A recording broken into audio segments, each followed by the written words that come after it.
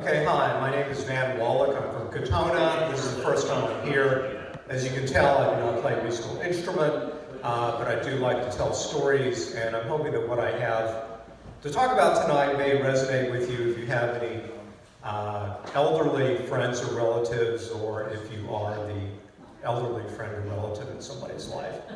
So I want to talk about, after I graduated from college and moved to New York, I was very eager to get involved in some kind of volunteer activity.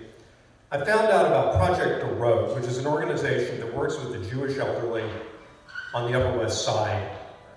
Dorot means generations in Hebrew. And what it does, it matches volunteers with senior citizens who could use some time with a friendly visitor. I thought it was a good idea, so I signed up.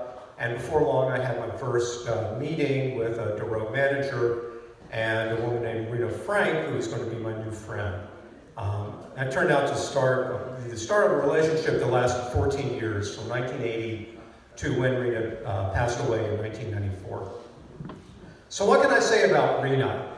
She was born in Berlin in 1915, trained as a nurse at the Jewish hospital in Berlin, and then was able to move to England in 1938, one step ahead of the SS.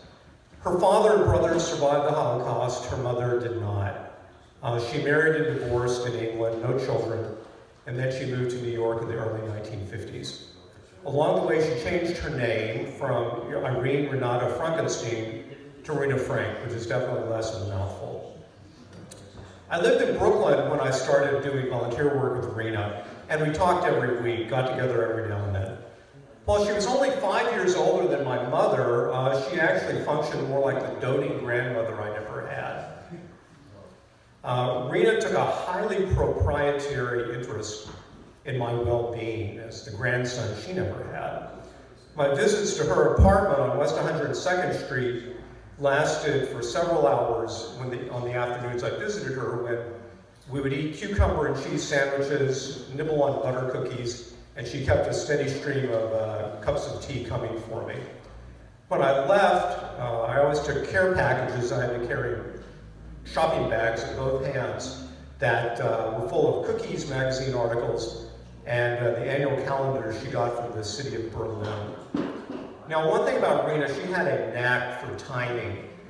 She loved to call me at my apartment as soon as I walked in the door. And this could actually make for some kind of unusual interactions between us.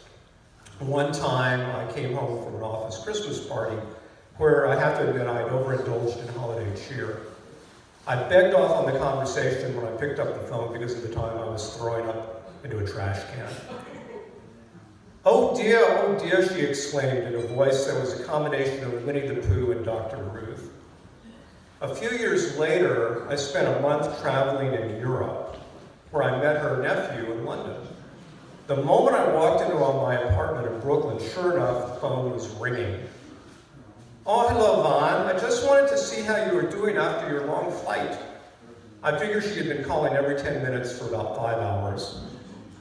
So what did we do? We went to Dorot events together, cultural lectures, and we took walks along Broadway, Chinese food. Rena had had a tough life, and she appreciated what we did. She had health issues, and she came from a family that had scattered all over the world, and she had troubled relationships with many of her relatives. Our friendship let her express a nurturing motherly side that had been rather dormant. Now, there were tensions between us, and those often involved other women. Those I dated, since I was in my 20s and she was in her 70s, those I dated who captured my time and attention. Rena had actually introduced me to one of them, a woman who had been Rena's art instructor at a senior citizen camp in Connecticut. She thought that we would be friends. We were both 25. But the relationship moved fast, and my time with Rena shrank, even as I spent weekends with the woman who lived just 7 blocks up Broadway. As you can imagine, Rena was very hurt by this change in the status of our relationship. But we finally patched it up together once my torrid affair with the art instructor ended after 6 months. So ill health had prevented Rena from attending my marriage in Brooklyn in 1989. She was, however, able to visit me and my wife once we moved to Connecticut. And Rena did live long enough to know that we were expecting a child, but she passed away before our son was born. My son's Hebrew name, in fact, is Reuven, which in fact honors her. I was a co-executor of Rena's estate,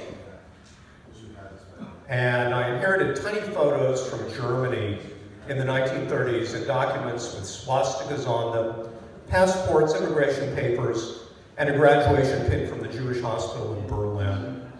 I donated all of them to an institute that studies German Jewish history, and you can see them online. If you're curious, I can give you the name of it.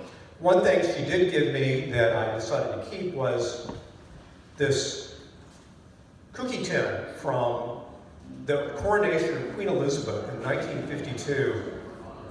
It's an amazing thing to have, and with the British royal family in the news so much these days, it takes on even more meaning. So, I guess at this point, looking back from 40 years after I met Rena, I'm now 62 myself, and I'm within 3 years of her age when I met her, which is kind of shocking to think about. Maybe in a couple of years I'll be the one that'll need a friendly visitor, although I hope not. Meanwhile, all I can say, like in musical types, probably another line, isn't it funny how time slips away? Thank you.